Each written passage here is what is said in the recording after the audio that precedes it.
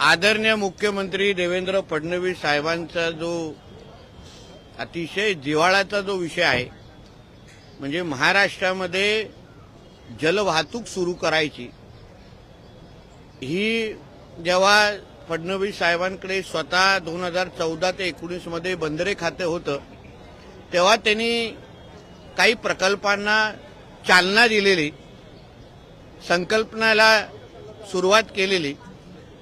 आता त्याच्यातलीच एक संकल्पना म्हणजे मुंबई आणि कोकणाला जलवाहतुकीच्या माध्यमातून जोडणं, रोरो सर्व्हिस सुरू करणं. ही संकल्पना मूळ आदरणीय देवेंद्र फडणवीस साहेबांची आहे. आणि आता या महायुती सरकारचं नेतृत्व करत असताना परत एकदा तिसऱ्यांदा मुख्यमंत्री झाल्यानंतर या त्यांच्या संकल्पनेला खऱ्या अर्थाने सुरुवात येणाऱ्या 1 मार्चला आपण भाऊचे धक्का ते विजयदुर्ग असा पहिला टप्पा मुंबई आणि कोकणाला जोडण्याच्या दृष्टिकोनातून आपण सुरू करतोय. हा मुंबई ते विजयदुर्ग हा एक पहिला मार्ग रूट असेल. येणाऱ्या काळामध्ये मुंबई ते रत्नागिरी असो, मुंबई ते महाड असो, असं असंख्य वेगवेगळे रूट ह्याच्यामध्ये आपण वाढवणार आहोत. या बाबतीची पूर्ण माहिती गेल्या काही दिवसापासून, म्हणजे ही बोट सुटणार कुठून, बोटीच्या तिकीटचे दर काय आहेत, ह्याचे सगळ्याची सगळी माहिती वेबसाईटवर अवेलेबल आहे. त्यानुसार तिकीटची बुकिंग पण मोठ्या प्रमाणामध्ये सुरू झालेली आहे. चांगला रिस्पॉन्स या तिकीटच्या बुकिंगला आम्हाला मिळतोय. म्हणजे प्रीमियम इकॉनॉमी, फर्स्ट क्लास गाड्या आणि बाईक याचे सगळ्यांचे रोरोमध्ये जाण्याची तयारी 1 मार्चपासून लोकांनी मोठ्या प्रमाणामध्ये शिमग्यासाठी जसं आम्ही गावी जातो तसंच यावर्षी शिमग्यासाठी जाण्यासाठी, सिंधुदुर्ग गाठण्यासाठी रोरोचा वापर आमच्या कोकणातली जनता मोठ्या प्रमाणामध्ये करताना आम्हाला तिकीट बुकिंगच्या निमित्ताने दिसतंय. अशाच पद्धतीचे प्रयत्न भविष्यामध्ये पण रोरोच्या माध्यमातून मुंबई आणि कोकणाला जोडण्याचं, किंबहुना मुंबई किंवा महाराष्ट्र अन्य राज्यांबरोबर जोडणं, मुंबईला अन्य जिल्ह्यांबरोबर जोडण्याचं काम आणि पर्यटन, रोजगार आणि कृषी क्षेत्राला चालना देण्याचं काम या जलवाहतुकीच्या माध्यमातून होईल, असं आवर्जून या निमित्ताने नमूद करतो. सर, ही जी बोट आहे ती 12 महिने नवं आयाम आहे, त्याचा कोकणातील लोकांना कशा प्रकारे काय वाहतुकीचे हे जे नवं आयाम आहे त्याचा कोकणात कसा फायदा होईल? बघा, एक तर पर्यटनाच्या दृष्टिकोनातून कोकणाला जाण्यासाठी आपण जेव्हा 4.5-5 तासात कोकणात जाऊ शकू, तो मोठ्या प्रमाणामध्ये आपला वेळ वाचेल. आपल्याला आपल्या गावाकडे, नातेवाईकांकडे जाण्याचा फायदा आहेच. त्याचबरोबर पर्यटन असो, आमचे आंबा, काजू व्यवसायाला पण मोठ्या प्रमाणामध्ये, मच्छीमारी मोठ्या प्रमाणामध्ये या निमित्ताने चालना भेटेल. म्हणून मी बोललो की पर्यटन आणि रोजगार या दोन्ही विषयाला ह्या निमित्ताने मोठ्या प्रमाणामध्ये प्रोत्साहन भेटेल. वर्सोवा जेट्टी संदर्भात जाऊ शकते अशी आहे. पावसाळ्यामध्ये पण ही बोट जाऊ शकते. सुरक्षतेची सगळी काळजी घेऊन, एक तुम्ही लक्षात घ्या, एवढ्या वेळ आम्हाला का लागला, काही 2-3दा तुम्हाला बातम्या द्यायला लागलं, काही रोरो बंद अवस्थेत, अशा काही बातम्या आम्ही ऐकल्या. पण आम्ही काय काळजी घेतली की प्रत्येक सुरक्षेच्या दृष्टिकोनातून परवानगी मिळाल्यानंतरच आम्ही काही ट्रायल रन केलं आणि त्यानंतर आम्ही ह्या पद्धतीचे रोरो सर्व्हिस सुरू करतोय. आताही जेव्हा तुम्ही 1 मार्चपासून प्रवासी तिथे जायला सुरुवात करतील, तेव्हाही काही डॉक्टर आपण बोटीवर पण उपलब्ध करून देतोय. काही लोकांना ते समुद्राचा प्रवासाचा त्रास असतो, जसं गाडीमध्ये काही आपल्याला त्रास होतो, सी सिकनेस ज्याला म्हणतात, त्या गोष्टीचा त्रास होऊ शकतो. म्हणून त्याचीही काळजी आम्ही आमच्या माध्यमातून घेतलेली आहे. वर्सोवा जेट्टी संदर्भात वर्सोवा जेट्टी संदर्भात काही ठिकाणी 90% काम पूर्ण झालंय, 70-75% काम तिथलं पूर्ण झालंय. पण त्याला आता काही पर्यावरण प्रेमी विरोध करतायत, झाडं तोडली जात आहेत वगैरे. आज दिवसभरापासून त्याचा विरोध म्हणून वर्सोवा जेट्टीतल्या काही बागेतली झाडं तोडली जात आहेत, याचा विरोध. वर्सोवा जेट्टीमध्ये झाड कुठे? कुठली तरी नाना नदी पार्क संदर्भात. नाही, कुठे झाड आणि गार्डन? मला एक दाखवावं. आम्ही त्या पद्धतीची मदत. पर्यावरणपूरक विकास हाच आमच्या देवेंद्र फडणवीस साहेबांच्या सरकारचा मुख्य हेतू आहे. म्हणून त्या जेटी भागात जी महाराष्ट्र मेरीटाईम बोर्डची जागा आहे, समुद्राकाठी जागा आहे, तिथे असलेली सगळी दुरावस्था, सगळं घाण, सगळ्याची स्वच्छता करून स्थानिक मच्छीमारांना विश्वासात घेऊन, कारण का तिकडली एक मच्छीमार सोसायटी आहे, त्यांच्याकडे ती जेटी चालवायला दिलेली आहे. आणि म्हणून प्रवाशांना कमीतल्या कमी तिकडे त्रास सहन व्हावा, स्वच्छ भाग तिथे मिळावा, जेणेकरून येणाऱ्या काळामध्ये आपण जेव्हा वर्सोवा ते मडपर्यंत जाऊ तेव्हा आता जे काय होणार आहे, आता तिकडचा जो पंटून होतं, जे काय जेटी त्याला पंटून म्हणतात, तिकडे भोकं पडलेली, त्याच्यावर अक्षरशः गोधड्या टाकलेला.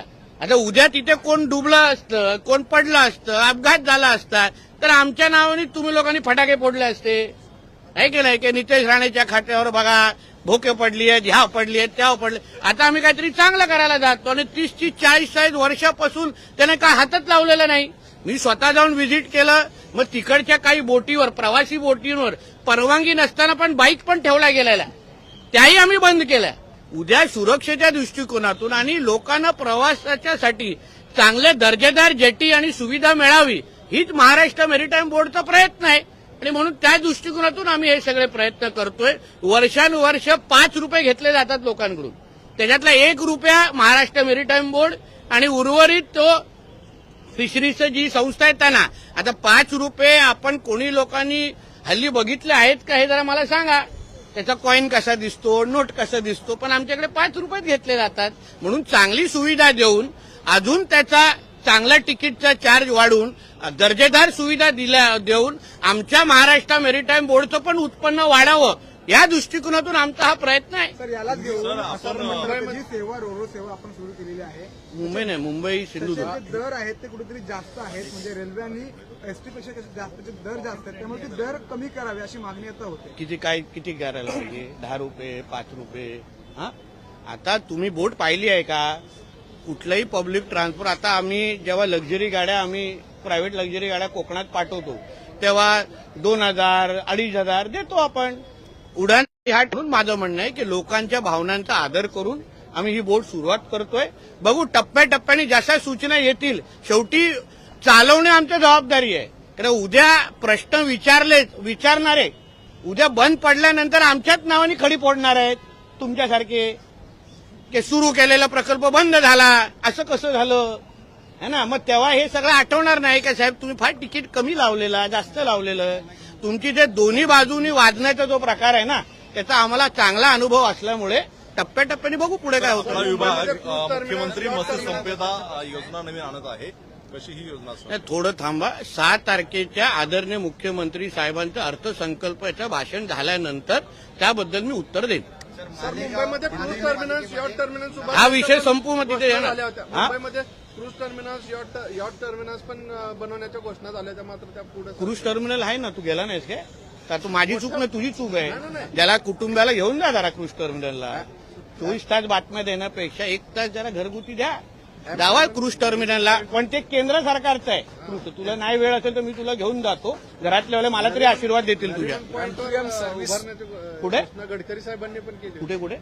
अरे नरिमन पॉइंटला भावा, तिथे आपण मरीना उभारतो, क्रूज टर्मिनल नाही उभारत. पर्यावरणाची आम्हालाही काळजी आहे. समुद्रामध्ये क्रूज टर्मिनल कसं उभारणार, असं नको करू. एमपीएम सर्व्हिसेस को लेकर के सुरू कर रहे हैं.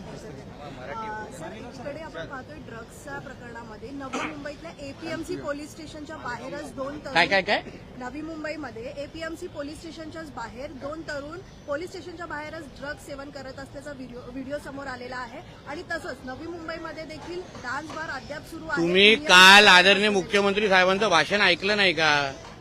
त्यांनी ऑन रेकॉर्ड सांगितलेलं आहे राज्य सरकारची ड्रग्ज बद्दलची भूमिका, अंमली पदार्थ बद्दलची भूमिका, डान्स बार संदर्भात भूमिका, हे आदरणीय मुख्यमंत्री देवेंद्र फडणवीस साहेबांनी अतिशय स्पष्ट फ्लोर ऑफ द हाऊसवर बोलल्यानंतर आम्ही त्याच भूमिकेचे सगळे आहोत. वेगळा काय बोलणार?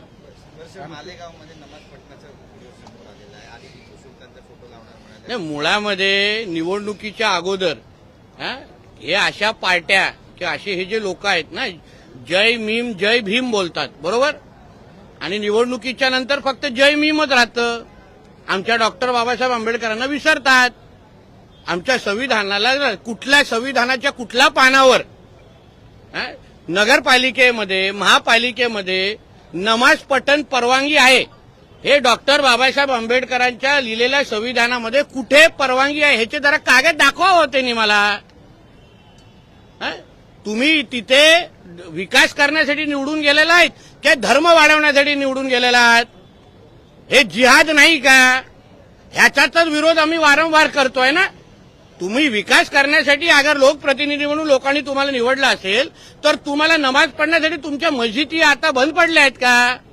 तिथे टाळ्या लावल्या आहेत का की तुम्हाला महापालिकेमध्ये मग आम्ही उद्या आमच्या हिंदू राष्ट्रामध्ये मग आम्ही प्रत्येक महापालिकेमध्ये भगवद्गीता वाचायला सुरू करतो ना. मग हिरव्या सापाने थोबाड उघडू नये.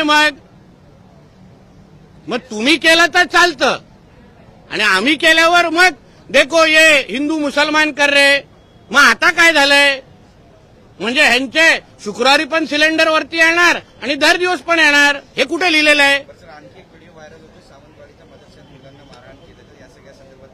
एक लक्षात घ्या, माझ्या सिंधुदुर्ग जिथे मी पालकमंत्री आहे ना अशा लोकांना असे धडे शिकवीन की परत हात कापतील. उदाहरण देईन मी माझ्या इकडे. तुम्ही थांबा जरा, फक्त व्हिडिओ आलाय ना मग त्या मुल्ला मौलवीचं काय पुढे होतं तुम्ही जरा बघा. आणि हे मदरसे पाहिजेत कशाला आपल्याला ह्याच मूळ मुद्दा आहे. हे मदरसे आतंकवादीचे अड्डे आहेत. आतंकवादी घडवतात. कुठल्या तुम्ही मला सांगा कुठल्या इस्लामिक राष्ट्रामध्ये असे आम्ही मदरशाच्या सारखेच आम्ही कुठले हे शाळा उघडल्या आणि तिथे फक्त भगवद्गीता शिकवायला चालू केलं. हिंदू संस्कृतीचे धडे. ह्या लोकांना इस्लामिक राष्ट्रामध्ये परवानगी आहे का हो आम्हाला? मग आम्ही कशाला हे मदरशांचे हे लाड करायचे? कधी त्याच्यामध्ये हत्यार भेटतात, कधी मुलांना मारलं जातात. आमच्या हिंदू राष्ट्र तुम्हाला कुराण शिकवायचं ना, आहेत ना तुमच्या मस्जिदी. मदरसे कशाला पाहिजे तुम्हाला? माझी तर स्पष्ट भूमी आहे. त्याबद्दल मी मुख्यमंत्री साहेबांशी बोलणार आहे. महाराष्ट्रातले सगळे मदरसे बंद करून टाका. हे आतंकवादीचे अड्डे आहेत. आतंकवादी घडवतात त्याच्यात. आणि आमच्या इथे बसून तुम्हाला अशा वेगळ्या पद्धतीचे अड्डे चालवण्याची गरज काय आहे? कुराण शिकवत तुम्ही मस्जिदीमध्ये शिकवा ना.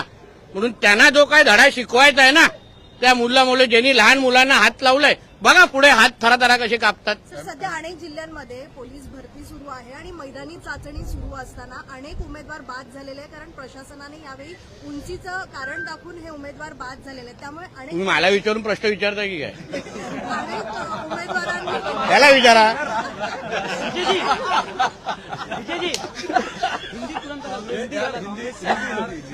आता हिंदी दोन्ही विषय पण अनेक उमेदवारांचे तेथे माझ्या उंचीचे जेवढे त्यांची सगळ्यांची विकेट काढता येते. सर मालेगाव विषय म्हणून मी पोलीसमध्ये जात नाही. अनेक उमेदवार जे आलेले आहेत सर त्यांचा मृत्यू देखील झाला. अहो ताई तुम्हाला विचारायचं आहे तर मी संबंधित खात्याच्या मंत्र्यांना इथे पाठवतो. अधिवेशन सुरू आहे. त्यांना चालता चालता गाठा, इथे बोलवा आणि उत्तर द्यायला सांगा. ते चांगलं सक्षम आहे दोन्ही आपले राज्यमंत्री. कारण का हे खाता आदरणीय मुख्यमंत्री साहेबांकडे आहे. दोन्ही आमचे राज्यमंत्री सक्षम आहे. बोलवा आणि उत्तर देतील चांगलं. एक मिनिट मराठी खत्म करता फिर वरना इनकावर हमारा एक ही है ना लफड़ा. काँग्रेसचे आमदार आहेत सज्जाद पठाण. त्यांना बिश्नोई गँगकडून धमकी आली आहे 10 कोटी द्या नाही तर तुमचा पण बाबा सत्ती करू. आता हे मला माहित नाही. संबंधित आता त्याची माहिती घेऊन बोलू शकतो. M2M सर्विसेज शुरू करने का फैसला किया है. 2 दिन में शुरू होने वाली कैसे तैयारी है? देखिए हमारे मुख्यमंत्री देवेंद्र फडणवीस जी का ये ड्रीम प्रोजेक्ट है. जब 14 से 19 के बीच जब मुख्यमंत्री जी के पास ये बंदरे डिपार्टमेंट था, पोर्ट डिपार्टमेंट था, तभी उन्होंने इस आइडिया की शुरुआत की. उन्होंने काम शुरू किया. अभी जब वो तीसरे बार मुख्यमंत्री बने हैं तभी इस वाटर ट्रांसपोर्ट को बड़ा करने का काम हमारे सरकार के माध्यम से हमने करना शुरू किया है. जो मुख्यमंत्री जी का ड्रीम प्रोजेक्ट है उसको हम लोग 1 मार्च से हम लोग शुरू कर रहे हैं. पहला रूट ये मुंबई से विजयदुर्ग तक का है. वहां तक हम भाऊचे धक्का ते विजयदुर्ग वहां से रोरो सर्विस शुरू कर रहे हैं जो आज मुंबई से अलीबाग तक आपको लेके जाती है. अभी अगला रूट मुंबई से विजयदुर्ग है. ये पहला रूट है. इसके बाद आने वाले वक्त में रत्नागिरी, अलग अलग रायगढ़, फिर अलग अलग राज्यों को भी जोड़ने की तैयारी हमारे वाटर ट्रांसपोर्ट के माध्यम से हमारे मुख्यमंत्री जी की है. मुझे विश्वास है इस के माध्यम से टूरिज्म और एम्प्लॉयमेंट रोजगार इसको बड़े पैमाने पे मदद होगी। मालेगांव में जिस तरीके का वीडियो सामने आया है कि महापालिका के भीतर नमाज पढ़ने, देखिए ऐसा है कि ये हमारा हिंदू राष्ट्र है, हमको इस राष्ट्र में इस तरीके का धर्म और जिहाद करने का किसी को परवानगी नहीं है। जब भी मालेगांव में जब भी चुनाव चालू था तभी ये इस्लाम पार्टी जैसे लोग तभी चुनाव के पहले जय मीम और जय भीम का नारा देते थे, और अभी चुनाव के बाद जय भीम किधर भी देखते हुए दिखानी है। इनको जब भी बैनर लगा फोटो लगाना है तभी वो टिप्पू का ही लगाते हैं, वहां किधर भी डॉक्टर बाबा साहब अम्बेडकर का फोटो लगाते हुए हमने देखा नहीं। मतलब चुनाव के पहले जय भीम और जय मीम, चुनाव के बाद सिर्फ जय मीम, उतना ही है इन लोग का।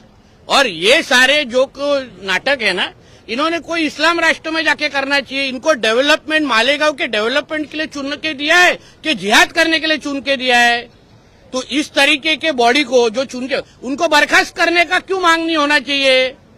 इनको कैसे रहने का अधिकार है? इनको धर्म बढ़ाने के लिए उधर चुनाव चुन के दिया है क्या? इतने सारे मस्जिद है, फिर वो काहे के लिए रखे हैं? उसमें कौन नमाज पढ़ेगा फिर, अगर इनको वहीं आगे नमाज पढ़ना है तो इसलिए महापालिका के अंदर जो डॉक्टर बाबा साहब अम्बेडकर जी के संविधान के माध्यम से चीज चलती है, ऐसा कुछ भी अगर विषय होगा तो सरकार के माध्यम से हम जरूर कार्रवाई की मांग करेंगे। आप जहाँ के पायलट मंत्री है वहाँ का एक वीडियो वायरल हुआ है 2 बच्चों को मारने का, मदरसे के अंदर का, क्या कहेंगे? देखिए इसलिए मैं बार बार कहता हूँ, ये मदरसे जो है ना, ये आतंकवादी तैयार करने के अड्डे, इसमें शिक्षा और इसका कुछ संबंध नहीं। और इसी तरीके के अगर हम लोग ने कोशिश या पहल हम लोग ने कोई इस्लाम राष्ट्र में की रहती, वहां जाके भगवत गीता सिखाने के लिए अगर हम लोग ने इस तरीके की पहल शुरू तो हमको परमिशन मिलती क्या? अभी इनके मदरसे में सिर्फ उर्दू सिखाई जाती है, वहां मराठी का कुछ संबंध नहीं है।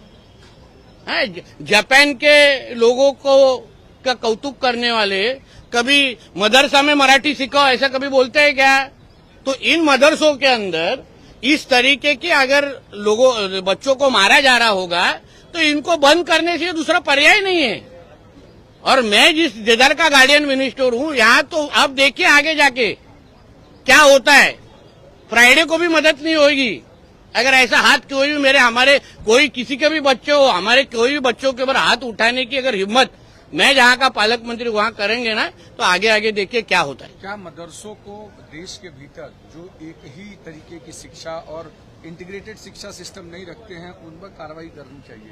ठीक है, आसाम में तो मैंने सुना है वहाँ के हमारे मुख्यमंत्री बिस्वास जी ने वहाँ के मदरसों को स्कूल में कन्वर्ट किया है, कुछ यूपी में भी हुआ है। तो इस तरीके का सब लोग ने फॉलो करना चाहिए।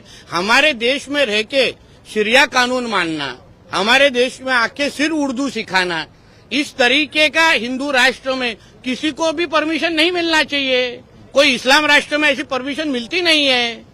तो इसलिए मुझे ऐसा लगता है मदरसों के तरफ जिस तरीके आसाम में देखा जाता है, यूपी में देखा जाता है, मैं खुद मुख्यमंत्री जी से बात करूंगा, विनती करूंगा हमारे महाराष्ट्र के भी मदरसों को ऑडिट होना चाहिए, चेकिंग होके उनको उनके जगह अच्छे स्कूल जहां मराठी और अच्छा शिक्षण दे सकते हैं, पढ़ाई कर सकते हैं, वैसे सेंटर खोलने चाहिए। लेकिन आपके जिले में ही इस तरीके की अगर वो हिम्मत करते हैं कि हिंदू, अरे हिंदू नहीं है बाबा, तेरे को बराबर इन्फॉर्मेशन भी नहीं है। आपके जिले में रह के जानबूझ के बात नहीं बना रहा है तू बाबा। वो मदरसा है, उसमें हिंदू कैसा जाएगा? हिंदू कैसा जाएगा? आम्ही चुकलो असतो तो बरोबर मिरची टाकली असती, आता तू चुकलास तर काय?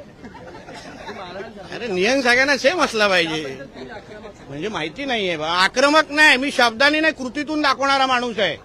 त्याला दाखवतो मौलवीला कसा हात उचलायचा असतो, हात कसा कापेल बघा पुढे जाऊन। हा काय त्याच्या अब्बाचा पाकिस्तान नाही, आमचा सिंधुदुर्ग आहे। बघू मग शुक्रवारी सिलेंडर काय होतं मग। राणे सर, केरला 2 फाइल जिस प्रकार से फिल्म आई है, जिस प्रकार से उस पर दर्शाया गया है, हालांकि कुछ फैक्ट दिखा है, फैक्ट है। कुछ मुस्लिम नेता अब उस फिल्म को बैन की मांग कर रहे हैं, क्या कुछ कहना चाहिए इस फिल्म को? क्योंकि जिहाद जिनके सोच में ही जिहाद है, उनको केरला स्टोरी अच्छी 2 स्टोरी अच्छी लगेगी नहीं, ना 1 अच्छी लगेगी ना 2 अच्छी लगेगी। जिनको हमारे देश में जिहाद करना है, लव जिहाद के माध्यम से हमारे बहनों को, हिंदू बहनों की जिंदगी खराब करना है, उनको कभी भी केरला स्टोरी 2 पसंद आएगी नहीं आएगी। इतनी अगर उनको अगर मिर्ची लगती होगी ना तो भी जिहाद करना बंद कर देना चाहिए। लव जिहाद के केसेस जो हो रहे हैं आजू बाजू में वो बंद करना चाहिए ना, फिर मिर्ची लगनी भी खत्म हो जाएगी ना। सर मराठीमध्ये आता काय या चित्राचा प्रोमो तुम्ही ट्विट केलेला होता, आवाहन केलं होतं, मात्र आता काही सांगितलं या चित्रपटावर एक लक्षात घ्या, सत्य दाखवलेलं आहे केरला स्टोरी 2 मध्ये। लव जिहादच्या नावाने ज्या प्रकारे हिंदू माता भगिनींचे आयुष्य खराब करण्याचा कार्यक्रम हे जिहादी करतायत ते सत्य दाखवलेलं आहे। मी स्वतः असंख्य पीडित कुटुंबियांना मी भेटलेलो आहे, बहिणींना मी भेटलेलो, त्यांचं आयुष्य या लोकांनी खराब केलेलं आहे। म्हणून केरला स्टोरी 1, 2, 3, 4, 5 जोपर्यंत हे जिहाद संपवत नाहीत, लव जिहाद थांबवत नाही तोपर्यंत असेच चित्रपट येत राहणार। आमच्या चित्रपटांना अशा चित्रपटांना विरोध करण्यापेक्षा जिहाद करणं बंद करून टाका। ज्या देशामध्ये राहतात त्या देशाला सन्मान करायला शिका, सरळ सोपं होईल। सर सातत्याने तुम्ही आणि पुढे नेते या विषयावर बोलताय, लव जिहाद कायद्यासंदर्भात चर्चा होत आली। लवकरच तुम्हाला सांगतो, अन्य राज्यांच्या ताकदीचा, जसं यूपी गुजरातमध्ये ताकदीचा लव जिहाद विरोधी कायदा, धर्मांतर विरोधी कायदा आहे, तसंच आदरणीय देवेंद्र फडणवीस यांच्या नेतृत्वाखालील सरकार लवकरच अशा पद्धतीचा ताकदीचा आणि हिंदू बहिणींना संरक्षण देणारा लव जिहाद विरोधी कायदा आणणार। धन्यवाद।